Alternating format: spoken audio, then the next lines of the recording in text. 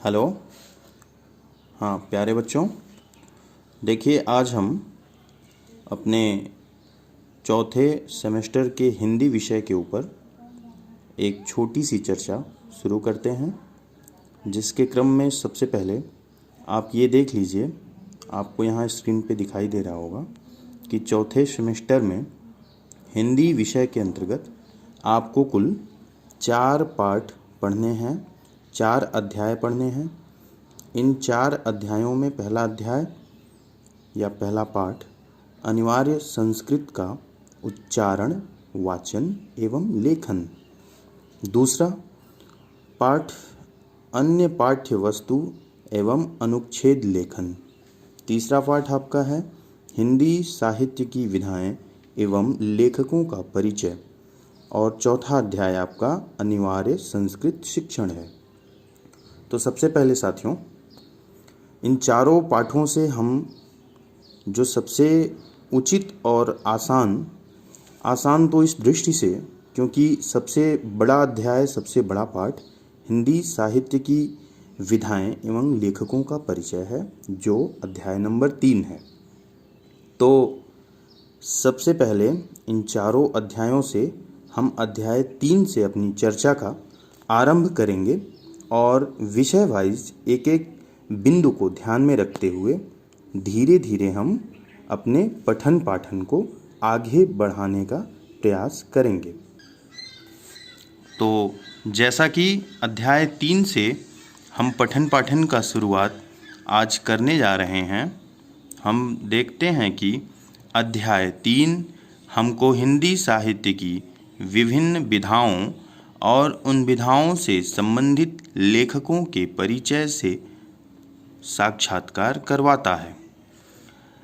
इस पाठ के अंतर्गत अगर हम देखें तो हमको मुख्य रूप से जिन बिंदुओं को पढ़ना और समझना होगा वे हैं हिंदी साहित्य का इतिहास, अर्थात हिंदी साहित्य का आरंभ से लेकर वर्तमान तक जो साहित्य लिखा गया है उसका अपना इतिहास क्या है। साथ ही इतिहास के अलग अलग कालखंड, अर्थात उस इतिहास को जिन छोटे या बड़े कालखंडों में उनकी विशेष प्रवृत्तियों को ध्यान में रखते हुए बांटा गया है, उसका भी अध्ययन आपको अध्याय 3 के अंतर्गत करना होगा। इन अलग अलग कालखंडों का नामकरण, अर्थात उनके नाम का निर्धारण, अर्थात जो कालखंड बांटे गए हैं हिंदी साहित्य में उन्हें क्या नाम दिया गया है या उनको पढ़ने की सुविधा की दृष्टि से हम किस नाम से जानेंगे।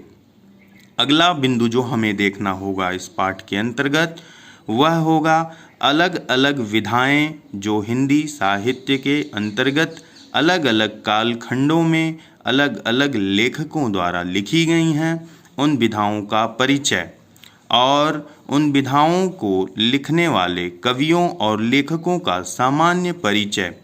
अर्थात साथियों, हम देखेंगे कि प्राथमिक स्तर से उच्च स्तर की कक्षाओं में जो हिंदी की अलग अलग गीत, नाटक, कविता, कहानी, निबंध, उपन्यास के अंश हमको पढ़ने होते हैं और उन अंश के लेखक और कवियों के सामान्य से परिचय हमको इस पाठ के अंतर्गत पढ़ना है।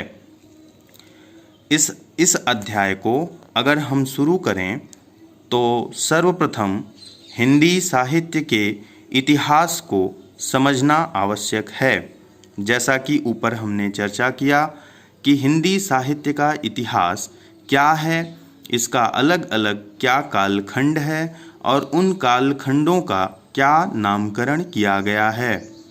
तो इसी क्रम में सर्वप्रथम हिंदी साहित्य का इतिहास क्या है और इसके अलग अलग कालखंड क्या हैं, इसको समझने का प्रयास इसके माध्यम से किया जाएगा। सबसे पहले हम यह देखेंगे कि हिंदी साहित्य के रचनाओं में सबसे मूर्धन्य कोटि के आलोचक आचार्य रामचंद्र शुक्ल ने अपनी पुस्तक हिंदी साहित्य का इतिहास उनकी किताब, उनके ग्रंथ का नाम हिंदी साहित्य का इतिहास के अंतर्गत आचार्य रामचंद्र शुक्ल जी द्वारा हिंदी साहित्य के इतिहास को अलग अलग कालखंडों में बांटने का सर्वाधिक प्रचलित और प्रमाणित स्रोत मौजूद है। अतः उनकी ग्रंथ हिंदी साहित्य का इतिहास में हिंदी साहित्य को 4 प्रमुख शाखाओं में बांटा गया है। आप ध्यान रखेंगे कि हिंदी साहित्य के इतिहास को 4 प्रमुख शाखाओं में बांटा गया है। ये प्रमुख 4 शाखाएं जो हैं वे इस प्रकार हैं। पहली शाखा का नाम आचार्य रामचंद्र शुक्ल के हिंदी साहित्य की इतिहास नामक ग्रंथ के अंतर्गत जो 4 प्रमुख मुख्य शाखाएं जिसके अंतर्गत हिंदी साहित्य को बांटा गया है, उसमें पहली शाखा है आदिकाल। आदिकाल, इसी काल को आचार्य रामचंद्र शुक्ल ने वीर गाथा काल भी कहा है। आदिकाल या वीर गाथा काल का समय संवत 1050 से संवत 1375 रखा गया है। दूसरी शाखा भक्ति काल या इसी को उन्होंने एक दूसरा नाम दिया है पूर्व मध्य काल। ये भक्ति काल या पूर्व मध्य काल जिसका समय संवत 1375 ईस्वी नहीं संवत में है, ये संवत 1375 से संवत 1700 तक निर्धारित किया गया है। उन्होंने तीसरी जो प्रमुख शाखा हिंदी साहित्य के इतिहास की विभाजित की है उसका नाम उन्होंने नामकरण उसका ये किया है रीतिकाल। ये तीसरी शाखा रीतिकाल की है। इसे हम उत्तर मध्यकाल के नाम से भी जानेंगे और समझेंगे। इसका समय सीमा निर्धारण संवत 1700 से संवत 1900 तक किया गया है। आचार्य शुक्ल ने हिंदी साहित्य के इतिहास के काल विभाजन में जो चौथी प्रमुख कालखंड निर्धारित किया है, उन्होंने उसका नामकरण किया है आधुनिक काल या गद्य काल। ये आधुनिक काल या गद्य काल का समय सीमा संवत 1900 से अब तक रखा गया है, अर्थात संवत 1900 से आज तक के दौरान जो साहित्य लिखे जा रहे हैं वे सभी साहित्य प्रमुख रूप से आधुनिक काल या गद्य काल के अंतर्गत आएंगे।